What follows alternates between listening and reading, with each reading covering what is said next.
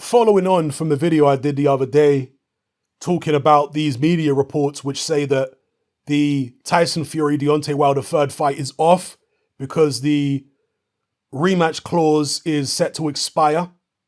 Now, some people said the rematch clause was already accepted by Deontay Wilder very shortly after the second fight. Yes, but in terms of the fight taking place, there is a time limit. You can't have an indefinite amount of time in a contract after signing or after invoking the rematch clause. You can't have an indefinite amount of time to make the rematch happen. There's a time limit. So there's a time limit to invoke the rematch clause, which is usually a couple weeks. And then there's a time limit to actually have the rematch itself, which is usually a few months. So we'll see what happens. But anyway, Shelly Finkel, X-Files, of X-Files fame, Shelly Finkel has come out and said it's not true. The fight is still happening in December. But Shelly Finkel is but one man. I did say in the video, any of you who didn't hear what I said, you need to clear your ears out and go listen again. I did say that because the media was saying the rematch clause was set to expire soon, that Team Wilder could come out at the 11th hour and say, no, you don't. We're still having this rematch. I covered that in the video, and that's what Shelly Finkel has done. But Shelly Finkel is but one man.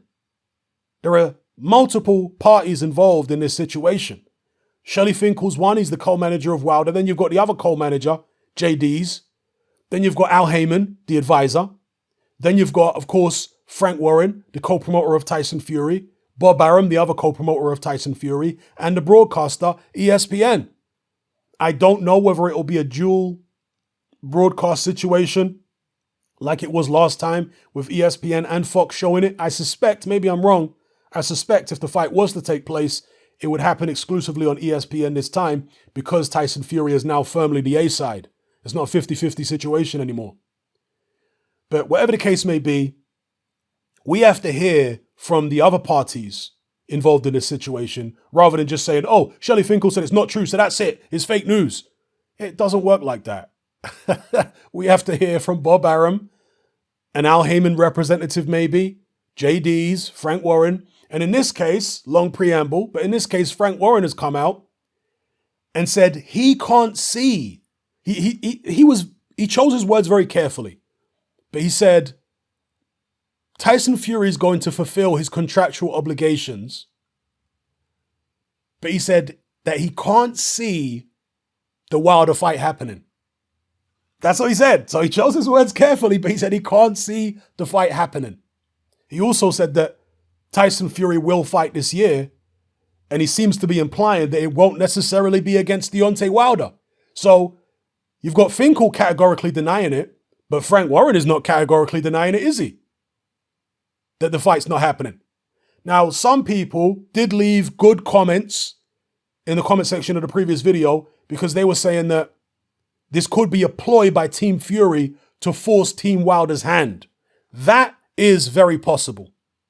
And maybe Frank Warren's playing into that by picking his words carefully, not confirming or denying that the rematch is off. Maybe it's all about putting pressure on Team Wilder to, I don't know, maybe take a pay cut because they're struggling to get enough fans secured into an arena to pay the fighters what they want to get paid. But if they can convince the fighters to take less money, the same way that Frank Warren and BT did with Daniel Dubois and Joe Joyce, if they can convince one or both of the fighters to take less money, then maybe the fight can happen sooner rather than later. There's also some people in the comment section of my previous video talking about Deontay Wilder being injured. And that's the reason the fight is being delayed, because Deontay Wilder's injured and he's trying to buy time in order for the injury to heal and then get a sufficient training camp in.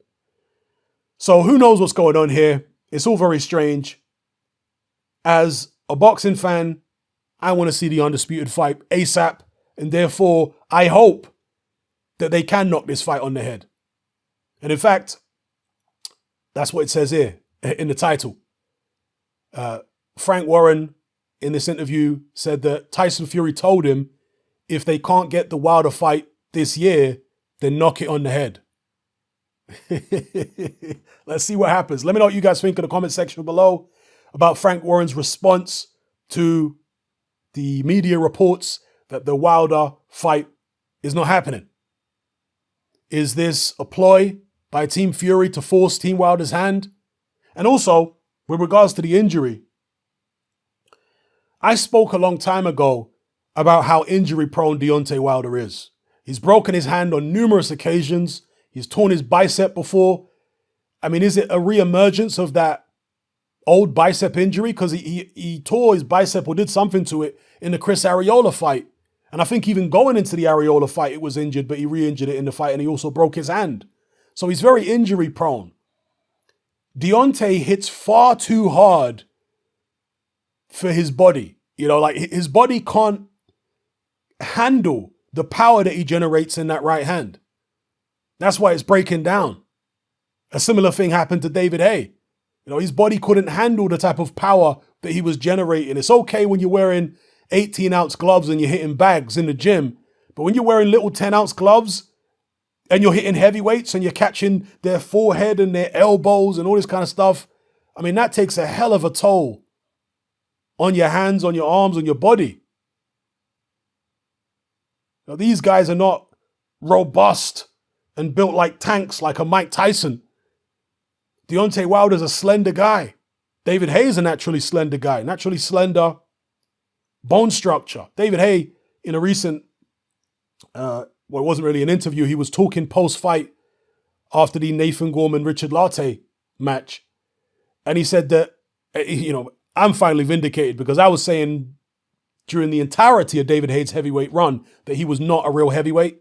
Whereas the Haye fanboys were telling me, oh, you're hating, he is a real heavyweight. He said that he walks around at 230 pounds. Yeah, and you believed him? Come on. Anyway, David Haye said that he used to wake up. He used to have to set his alarm to wake up in the middle of the night to take protein shakes to put weight on to get up to heavyweight. That's how much of a cruiserweight, and not a particularly big cruiserweight at that, David Haye really was his whole career. He was never a real heavyweight. But like I say, he had a heavyweight punch for sure because he put absolutely everything into his right hands and his punches, and it just took a toll on his body. And for Deontay Wilder, same way, you know, he's naturally bigger than David Haye, no doubt.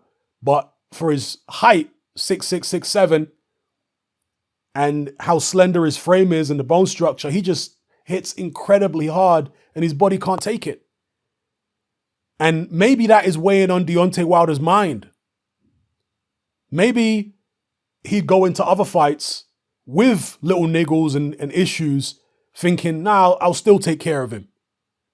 But given the way he got set about in the Tyson Fury rematch and destroyed, now he's thinking, no, I can't be just 95%. I need to be 100%. Especially given how one-sided that rematch was. Wilder's now doubting himself a little bit more than he's ever doubted himself previously. So, yeah, anyway, long story short, let me know what you guys think in the comments below.